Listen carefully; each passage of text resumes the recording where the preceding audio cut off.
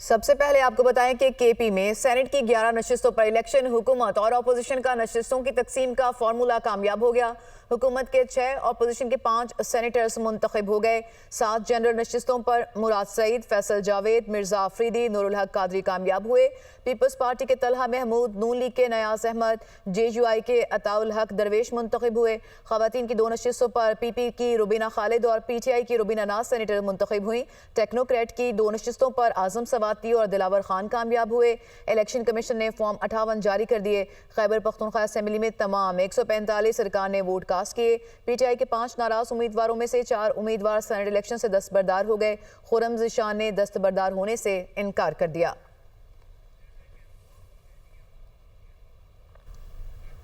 तो सेनेट में हुक्मरान इत्तेहाद को 2/3 अक्सरियत हासिल हो चुकी है। पीपल्स पार्टी 26 सेनेटर्स के साथ ऐवान बाला की सबसे बड़ी जमात बन चुकी है। तहरीक इंसाफ का 22 सेनेटर्स के साथ दूसरा नंबर। नून लीग के सेनेटर्स की तादाद 20, JUI फे सेनेटर्स की तादाद 7 हो गई।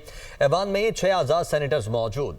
BAP के 4, MQM और ANP के 3 सेनेटर्स हो गए। पंजाब में सेनेट इलेक्शन मुस्लिम लीग नून के हाफिज अब्दुल करीम 243 वोट लेकर सेनेटर मुंतखब हो गए। अपोजिशन के महर अब्दुल सत्तार को 99 वोट मिले। आज़ाद उम्मीदवारों खदीजा सदीकी और इजाज मिनहास को एक भी वोट नहीं मिला। ईवान में सेनेट इलेक्शन के लिए 342 वोट कास्ट किए गए। वज़ीर पंजाब मरियम नवाज ने भी वोट कास्ट किया। सेनेट की जनरल नशिस्त के लिए 4 उम्मीदवार मैदान में थे। पंजाब असेंबली में कुल नशिस्तों की तादाद 371 है, जबकि 2 नशिस्तें खाली हैं। हुकूमती अरकान की तादाद 261, जबकि अपोजिशन की तादाद 108 है। सेनेट नशिस्त प्रोफेसर साजिद मीर के इंतकाल के बाद खाली हुई थी। वज़ीर आला पंजाब मरियम नवाज के हाफिज अब्दुल करीम को जीत की मुबारकबाद। अल्लाह का शुक्र अदा करता हूँ जिसने मुझे ये कामयाबी दी। पाकिस्तान की तामीर और तरक्की के लिए मिलकर काम करेंगे। 9 मुंतखब सेनेटर हाफिज अब्दुल करीम की मीडिया से गुफ्तगू। उन्होंने लीगी क़यादत से इज़हार तशक्कुर भी किया। गवर्नर हाउस में हल्फ के खिलाफ वजीर आला और स्पीकर की दरखास्त पर पेशावर हाई कोर्ट में समाअत। विफाकी हुकूमत, अटर्नी जनरल, इलेक्शन कमीशन और दीगर फ्रीकैन को नोटिस जारी। सुना है वजीर आला सेनेट नशिस्तों पर अपोजिशन से मुत्तफिक हो गए हैं। आपने असम्बली इजलास बुलाया और अरकान से हल्फ नहीं लिया। असम्बली इजलास 24 जुलाई तक मुलतवी कर दिया। इससे जाहिर होता है हल्फ नामुमकिन था। अरकान हल्फ ना लेते तो फिर सेनेट इलेक्शन में वोट कास्ट नहीं कर सकते थे। ज़ीशान काका खेल की रिपोर्ट देखिए। पेशावर हाई कोर्ट में वज़ीर आला खैबर पख्तूनख्वा अली अमीन गंडापुर का इलेक्शन कमीशन की जानिब से पाकिस्तान तहरीक इंसाफ मेंबरान असम्बली को आज़ाद करार देने के खिलाफ दायर दरख्वास्त पर समाअत हुई। जस्टिस इजाज अनवर और जस्टिस फहीम वली पर मुश्तमिल 2 रुकनी बेंच ने समाअत की। एडवोकेट जनरल शाह फैसल उस्मान खेल, एडिशनल अटारनी जनरल सनाउल्लाह और इलेक्शन कमीशन के वकील अदालत में पेश हुए।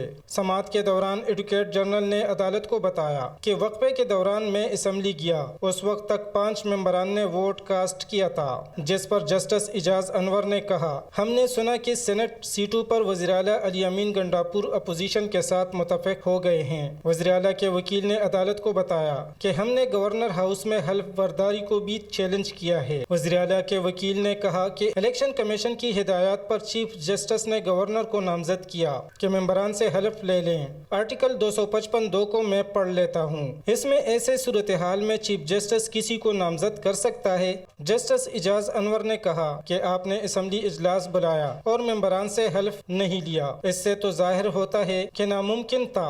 असम्बली इजलास 24 जुलाई तक मुलतवी किया। सुप्रीम कोर्ट का फैसला आ गया है, इसके बाद क्या रहता है। हो सकता है इस फैसले से किसी को इख्तिलाफ हो, लेकिन फैसला तो आ गया है। अदालत ने वफाकी हुकूमत, अटारनी जनरल, इलेक्शन कमीशन और दीगर फरीकैन को नोटिस जारी करते हुए समाअत 5 अगस्त तक मुलतवी कर दी।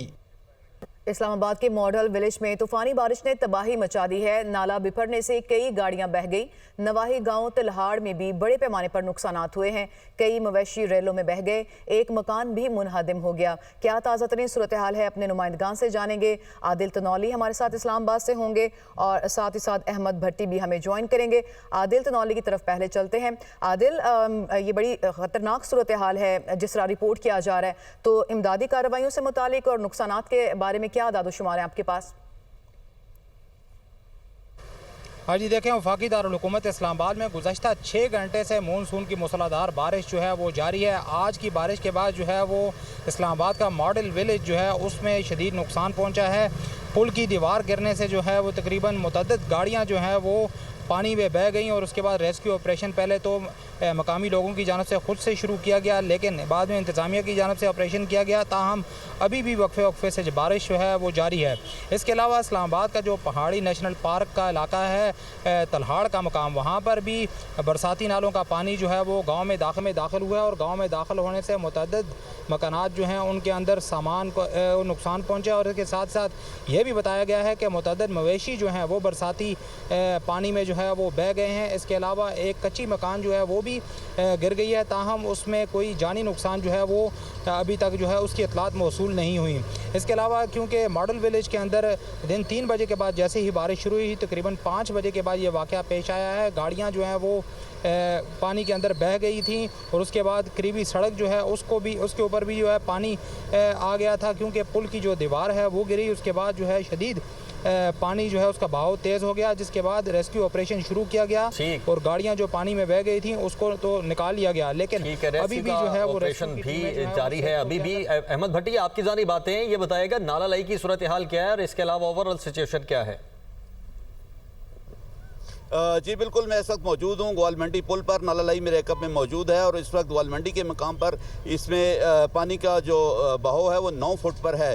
आज शाम इस्लामाबाद में होने वाली बारिश का जो पानी है वो जब रावलपिंडी की हदूद में दाखिल हुआ तो कटारियाँ के मकाम पर लई का 14 फुट सतह बुलंद हो गई, जबकि 10 फुट तक ग्वालमंडी के मकाम पर यह सतह बुलंद हो गई, जिस पर तमाम इंतजामी इदारे मुतहरक हो गए। और ख़दशा ये ज़ाहिर था कि अगर इस्लामाबाद में इसी तरह तेज़ बारिश जारी रही तो रावलपिंडी में सैलाबी कैफियत पैदा हो सकती है। ताहम इस्लामाबाद में बारिश अब वक्फे से हो रही है, जिसकी वजह से पानी के बहाव में कमी आई और 10 फुट आने वाला जो पानी है वो अब वो 9 फुट पर हो गया और आहिस्ता आहिस्ता कम हो रहा है।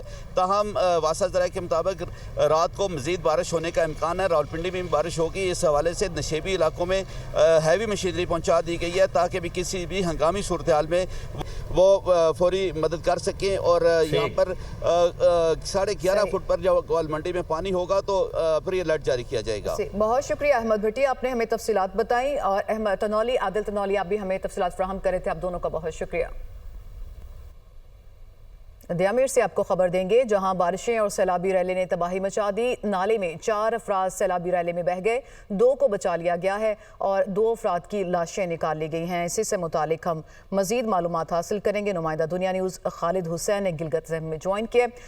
खालिद, बड़ी अफसोसनाक सूरत हाल है ये, क्या आपके पास मालूमात है मजीद?